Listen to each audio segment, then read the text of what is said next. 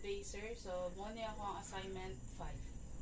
So, in one-tail hypothesis test where a rejected HO only in a lower tail, what is the critical value of T-stat test statistic with 20 degrees of freedom at the 0.01 level of significance?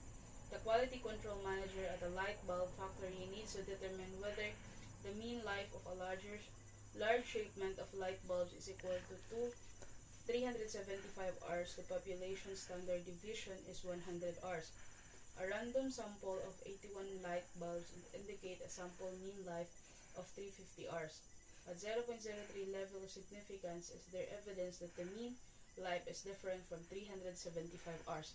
So, mo ni ako ang kuan. T is equals to 20, 0.01 is 0.01.20 equals 2528. So, ang negative 2528, so diri siya naka-align sa drawing. Wala na siya kaabot sa negative 3. Kaya ang atong kuan is negative 2528 man, so diri So, state of hypothesis na to is HON is equals to 375. H1N not equal is 375. So, ang atong formula is Z is equals to mean minus N over divided by N. So, atong X is 350. Atong M is equals to 375. Atong alpha is equals to 100. N is equals to 81. Sigma is equal to 0.03. So, determine the critical value. So, sigma is over divided by 2 is equal to 0.03 divided by 2 is equal to 0.015. So, mauni ato ang kuan. Then, sigma divided by negative 2 is 0.03 divided by 2 is equals to 0.015.